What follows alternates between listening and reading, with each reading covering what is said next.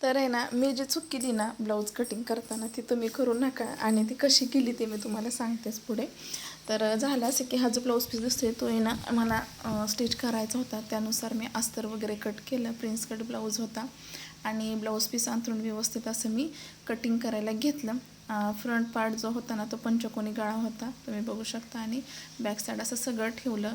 Cutting वगैरे झालं सगळं पार्ट आणि त्यानंतर मी स्लीव्ज म्हणजे नाही का शॉर्ट स्लीव्ज बघा पफ स्लीव्ज असते तशी मला स्टिच करायची होती. त्यानुसार मी अस्तर ठेवून घेतलं पिसावरती आणि आखून घेतलं आणि जी वरच्या साईडला आपल्याला पफ पाहिजे तिथं 2.5 इंच कट करून काही ते 2.5 इंच आखून आणि त्यानुसार मी बाही कट पण केली आणि कट केल्यानंतर म्हणजे नाही का आपण ज्यावेळेस उलगडून बघतो त्यावेळेस लक्षात आलं की एकच स्लीव्ज कट झाली आणि एक स्लीव्ज कट नाही झाली. आता त्या ब्लाऊजचं काय करायचं ते मी नेक्स्ट व्हिडिओमध्ये सांगेल, पण तुम्ही अगोदर व्यवस्थित बघा आणि त्यानुसारच कट करा.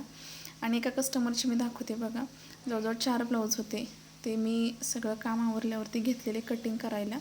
पण होतं असं की ज्यावेळेस आपण कटिंग करायला बसतो ना त्यावेळेस काही ना काहीतरी आपल्याला काम चालूच राहतं.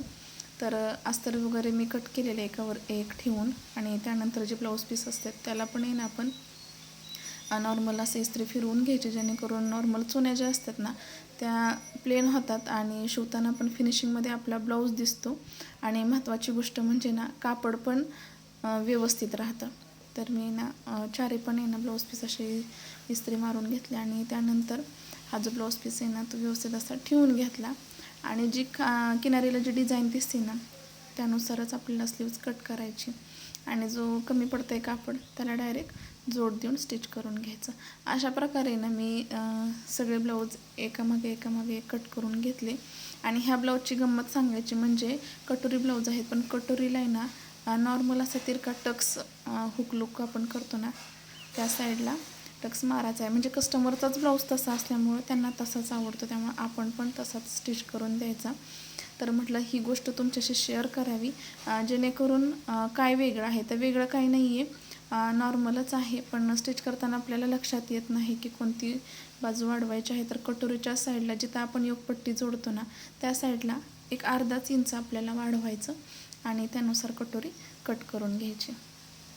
तर अशा प्रकारे मी ना चारी पण ब्लाऊज कट केलेले आहेत तुम्ही बघू शकता आणि त्यानंतर लगेचच मी 2 ब्लाऊज स्टिच करून घेतलेले. तर तुम्ही आता ह्याच्यात तुम्हाला मी दाखवते की हुकाच्या बाजूला बघा दोन्ही बाजूला टक्स टाकलेले आहेत किंचित असे आणि दोन्ही ब्लाऊज आपले रेडी झालेले आहेत आणि जे हे ब्लाऊज लगेच पाहिजे होते अर्जंट त्याच्यामुळं मी लगेच देऊन टाकले हुक लुक वगैरे करून आणि त्यानंतर राहिलेले ब्लाऊज संध्याकाळचं काम आवरल्यानंतर मी स्टिच करायला घेतले.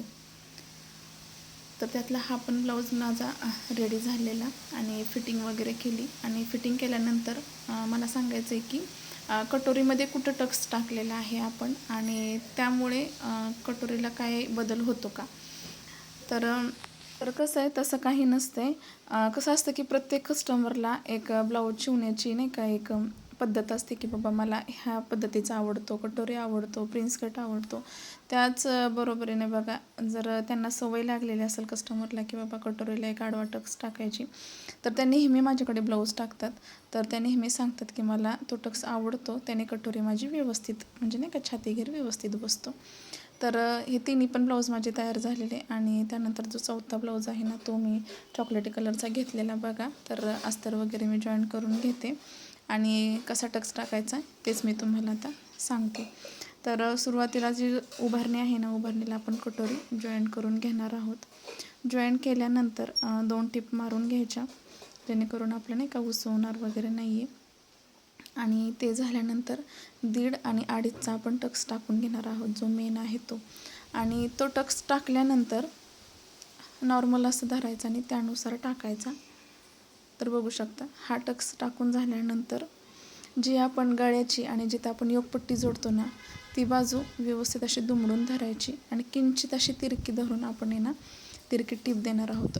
पुरेपूर आपण जे मेन टक्स आहे तिथपर्यंत नाही तर नॉर्मल जागा ठेवून देणार आहोत. तर तुम्ही बघू शकता पफ कसा आलेला आहे. अशा पद्धतीने टक्स टाकायचा आणि त्यानंतर लगेच मी योगपट्टी वगैरे जोडून घेते. तर योगपट्टी पण जोडून झालेली आहे तिथं पण आपण 2 टिप टाकून घेणार आहोत. तर हे झाल्यानंतर हुकाची पट्टी वगैरे जोडून घ्यायची आणि लगेचच लुकायची. अशा प्रकारे माझं ब्लाऊज हा पण आहे ना कंप्लीट झालेला. मला हेच सांगायचं होतं की नॉर्मल चुका असतात आपल्या ब्लाऊजमधल्या, त्या आपणच लक्षात जसं जसं येईल तसं तसं आपण हळूहळू एक एक गोष्ट क्लिअर करत जायचं, जेणेकरून आपला ब्लाऊज परफेक्ट जमतो. आणि कोणतीच गोष्ट आपल्याला परफेक्ट जमत नाही, त्यासाठी ना प्रॅक्टिस आणि सातत्य पण महत्त्वाचं आहे. जेवढी प्रॅक्टिस होईल आणि जेवढे आपण जास्त ब्लाऊज आपल्या हाताखालून जातील तेवढं नाही का आपल्या लक्षात येतं की कुठं काय चुकतं आहे, कुठे बदल करावा लागतो आहे, काय कमी जास्त होतं आहे. कारण जर आपण ब्लाऊजमध्ये किंवा कपडे शिवत असेल काही, तर आहे ना त्यामध्ये फिनिशिंग आणि परफेक्टनेस जर असेल तर आपलं आहे ना काही चुकत नाही आणि व्यवस्थित येतो. तर बघू शकता, परत एकदा मी दाखवते ते दोन्ही ब्लाऊज. अशा प्रकारे ते पण 2 माझे तयार झाले. आणि या पण ब्लाऊजची शिलाई मी नॉर्मल आपण घेतो त्यानुसारच घेतलेली आहे. तर व्हिडिओ पाहिल्याबद्दल धन्यवाद. भेटूया अशाच एका नेक्स्ट व्हिडिओमध्ये.